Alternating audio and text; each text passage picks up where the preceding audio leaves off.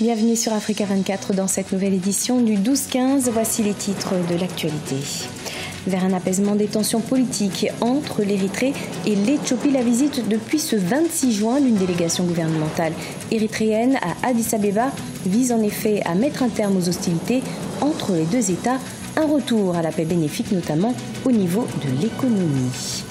Les pays d'Afrique de l'Est s'unissent pour lancer un satellite de télécommunications commun, une initiative qui vise à améliorer la couverture de leurs territoires respectifs en services télécom. Et puis, retour sur le match Sénégal-Colombie de ce 28 juin 2018. Un match très serré et surtout crucial pour l'Afrique, mais l'équipe de football sénégalaise s'est inclinée face à la Colombie. Une délégation gouvernementale érythréenne est arrivée à Addis Abeba en Éthiopie le 26 juin 2018. Une visite historique destinée à mettre fin à des décennies d'hostilité entre les deux pays voisins. Le retour à la paix engendrerait de nombreux bénéfices à la Corne de l'Afrique, notamment commerciaux, du fait de l'ouverture de l'Érythrée à la mer. Le point dans ce reportage de Radidiatou Badawi.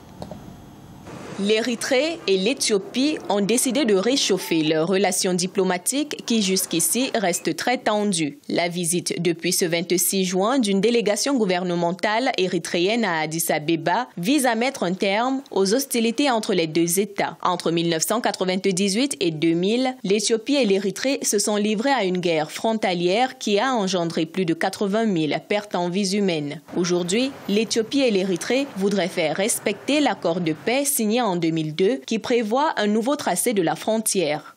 Il se peut que les relations entre l'Éthiopie et l'Érythrée se soient améliorées de telle sorte qu'ils envisagent donc un nouveau tracé de la frontière. Mais il faut craindre que cela ne soit pas tout à fait définitif, étant donné que les personnes passent et que par la suite on n'arrive pas vraiment à appliquer les accords entre les gouvernements qui ont eu.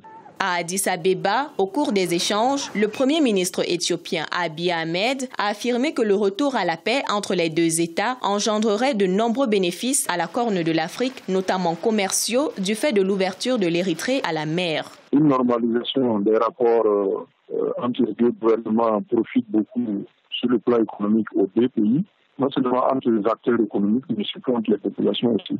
Les autorités éthiopiennes et érythréennes se disent confiantes en ce qui concerne les retombées de l'apaisement des tensions sur le développement de la sous-région Afrique de l'Est. Pour l'heure, cette visite constitue un premier pas vers la réconciliation. Également, dans l'actualité, en Égypte, 27 personnes ont été condamnées à une peine d'emprisonnement à perpétuité, ce qui correspond à 25 ans de prison ferme. Ces personnes font partie du groupe des Frères musulmans, un mouvement interdit dans ce pays. Les prévenus ont été accusés de protester sans autorisation, de terrifier les citoyens et de nuire à l'ordre public. Le 14e sommet du Corridor Nord s'est tenu ce 26 juin 2018 à Nairobi, au Kenya. Au cours de cette rencontre, le président rwandais Paul Kagame ainsi que son homologue ougandais Yoweri Museveni et le chef de l'État kényan Uhuru Kenyatta ont convenu du lancement d'un satellite commun dans la sous-région. Objectif, améliorer les services télécoms sur leurs territoires respectifs. Radidiatou Badawi. De façon unanime, les chefs d'État des pays d'Afrique de l'Est ont convenu de lancer un satellite commun afin d'améliorer la couverture de leurs territoires respectifs en services télécoms. Selon les derniers chiffres de l'Internet Live Stats, le continent africain comptait en 2017 près de 281 millions d'internautes avec un taux d'accès moyen d'à peine 23%. Pour les chefs d'État d'Afrique de l'Est, le lancement du satellite est le meilleur moyen d'atteindre plus efficacement les zones les plus reculées de leur pays respectifs.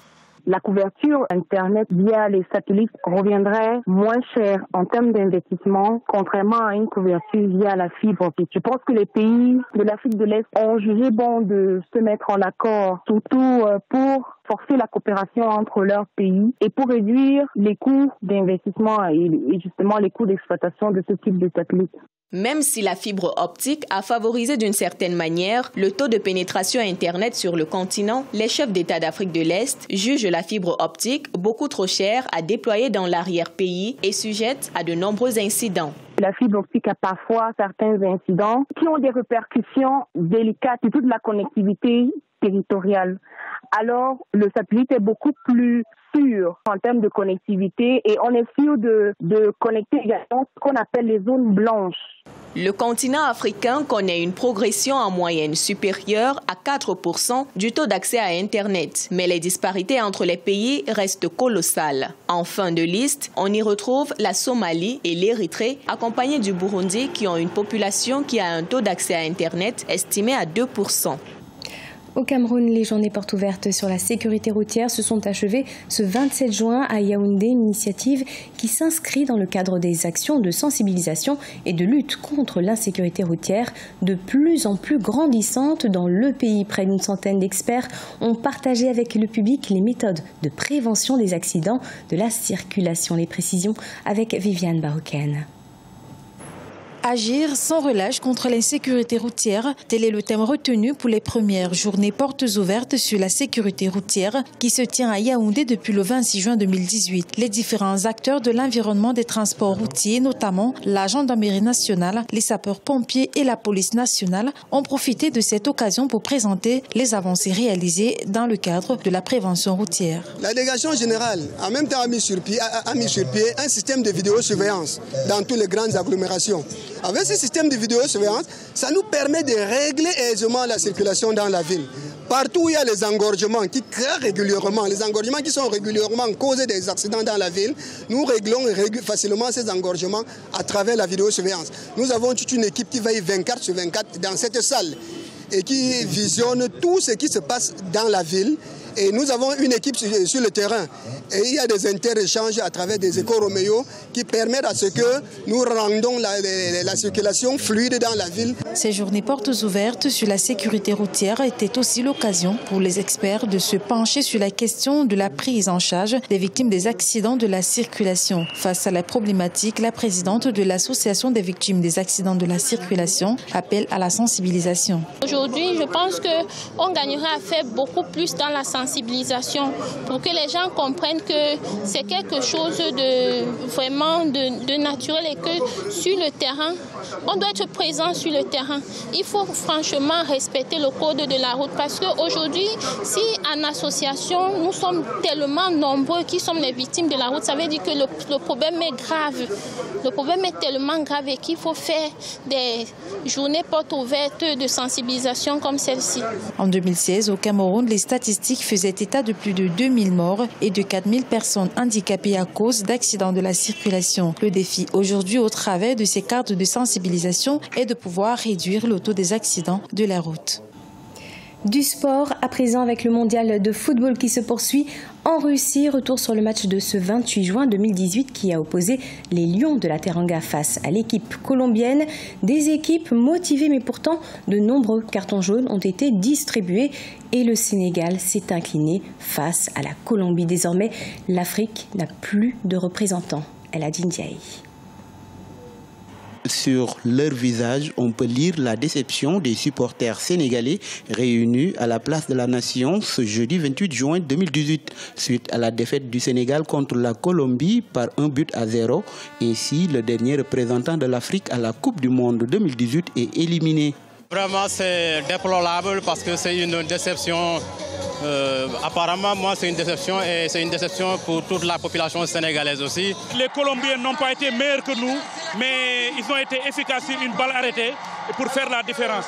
Et malheureusement, c'est malheureux pour le Sénégal parce qu'aujourd'hui, on avait une équipe qui pouvait même aller en demi-finale de la Coupe du Monde parce qu'on faisait partie des meilleures équipes et c'est dommage. Ça fait presque 16 ans ou 18 ans qu'on n'est pas allé à la Coupe du Monde et il y a certaines équipes qui sont plus bonnes que nous. Ils sont dans les mêmes positions que nous, donc c'est à saluer. On encourage nos jeunes, ils sont jeunes et ils peuvent aller plus loin. Le Sénégal a failli bénéficier d'un penalty en première période, mais l'arbitre est revenu sur sa décision après l'appel à l'arbitrage vidéo. Cette assistance vidéo, une première à la Coupe du Monde, a été critiquée par les supporters sénégalais. Ce que les Sénégalais ou de manière générale les Africains devraient combattre, c'est l'assistance vidéo parce que nous avons vu des injustices.